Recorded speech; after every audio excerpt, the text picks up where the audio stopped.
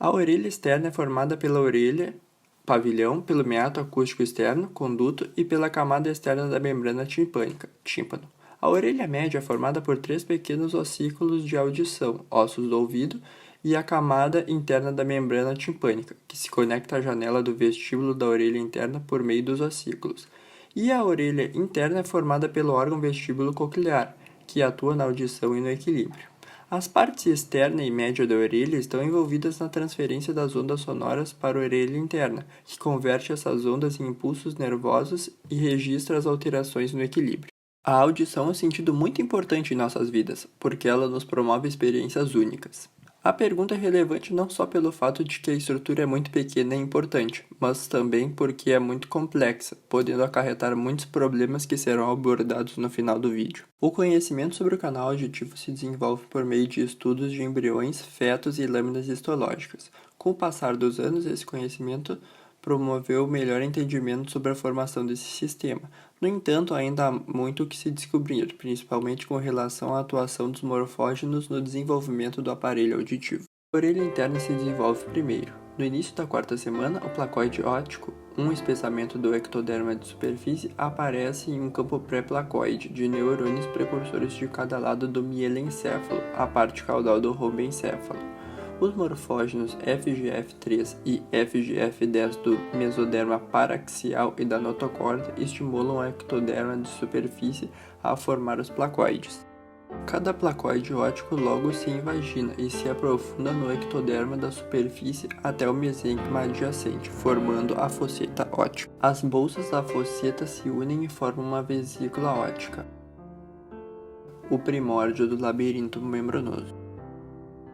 A vesícula perde sua conexão com o ectoderma da superfície e a partir da vesícula cresce um divertículo que se alonga para formar o ducto e o saco endolinfático. A vesícula óptica é dividida em duas partes: parte utricular dorsal, que origina os pequenos ductos endolinfáticos, os utrículos e os ductos semicirculares, e a parte sacular ventral, que origina o sáculo e o ducto coclear. 3 divertículos semelhantes a discos crescem para fora da parte utricular do labirinto membranoso primitivo.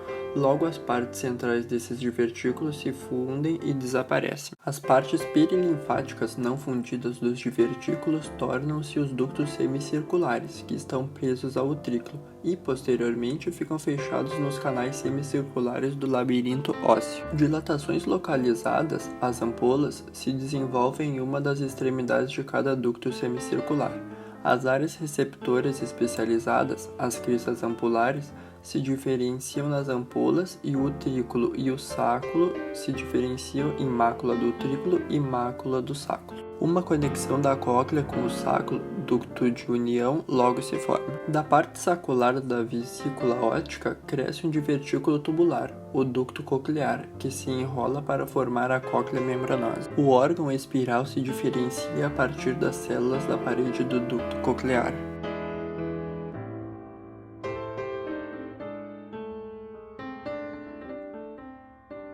Influências indutivas da vesícula óptica estimulam o mesênquima ao redor da vesícula óptica a se condensar e a se diferenciar em uma cápsula óptica cartilaginosa. Conforme o labirinto membranoso se expande, vacúolos aparecem na cápsula óptica cartilaginosa e logo coalescem para formar o espaço perilinfático.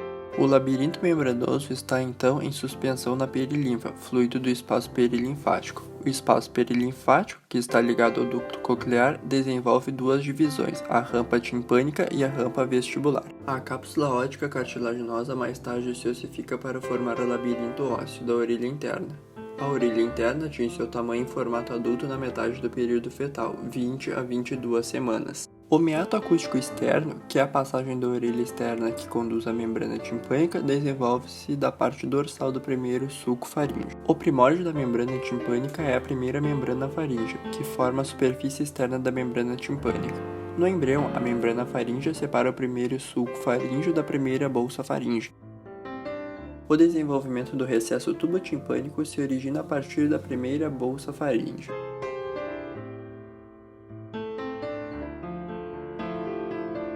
As células ectodérmicas na base desse tubo em forma de funil proliferam para formar uma sólida placa epitelial, o tampão do meato. A parte proximal do recesso, o tubo timpânico, forma a tuba faringotimpânica, tuba auditiva.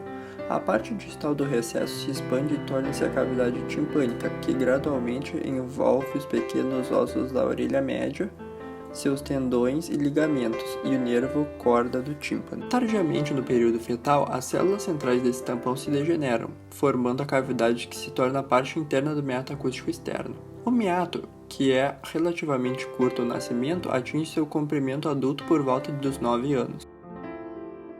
Conforme o desenvolvimento prossegue, o mesênquima cresce entre as duas partes da membrana faríngea e se diferencia em fibras colágenas da membrana timpânica.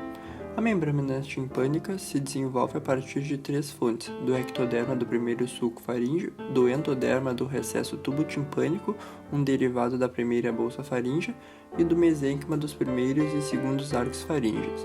A orelha, pavilhão, que se projeta na lateral da cabeça, desenvolve das proliferações do mesênquima do primeiro e segundo arcos faríngeos, as proeminências auriculares, que envolvem o primeiro sulco faríngeo. À medida que as orelhas crescem, a contribuição do primeiro arco é reduzida. O lóbulo da orelha é a última parte a se desenvolver. As orelhas começam a se desenvolver na base do pescoço. Conforme a mandíbula se desenvolve, as orelhas assumem sua posição normal na lateral da cabeça. A microtia, pavilhão pequeno rudimentar, resulta da supressão da proliferação mesenquimal. Esse defeito muitas vezes serve de indicador para defeitos congênitos associados, como a ausência do meato acústico externo, em 80% dos casos, e anormalidades da orelha média. As causas podem ser genética e ambiental. A atresia, obstrução do meato acústico externo, resulta da não canalização do tampão do meato. A parte profunda do meato é geralmente aberta, mas sua parte superficial é bloqueada por tecido ósseo ou fibroso. A maioria dos casos está associada com a síndrome do primeiro arco, em geral ao desenvolvimento anormal do primeiro e segundo arcos faríngeos. O pavilhão é também gravemente afetado e defeitos nas orelhas média e interna podem ocorrer. A atresia do meato acústico externo pode ocorrer uni ou bilateralmente e em geral resulta da herança autossômica dominante. Como a formação da orelha interna é independente do desenvolvimento das orelhas médias e externas, a deficiência auditiva congênita pode resultar do desenvolvimento anormal do aparelho condutor do som das orelhas média e externa, ou das estruturas neurosensoriais da orelha interna. Aproximadamente 3 a cada 1000 neonatos têm perda auditiva significativa. A maioria dos tipos de surdez congênita é causada por fatores genéticos. Mutações no gene GJB2 são responsáveis por aproximadamente 50% dos casos de perda auditiva não sindrômica recessiva. A surdez congênita pode estar associada a muitos outros defeitos da cabeça e do pescoço, como parte da síndrome do primeiro arco. Anormalidades no martelo e na bigorna estão geralmente associados a essa síndrome. A infecção por rubéola durante o período crítico do desenvolvimento da orelha interna, em especial nas 7ª e 8ª semanas, pode causar defeito do órgão espiral e surdez. A fixação congênita do estribo resulta em surdez de condução, apesar de o restante da orelha ser normal. Falha na diferenciação do ligamento anular, que fixa a base do estribo à janela oval, resulta em fixação do estribo ao labirinto ósseo.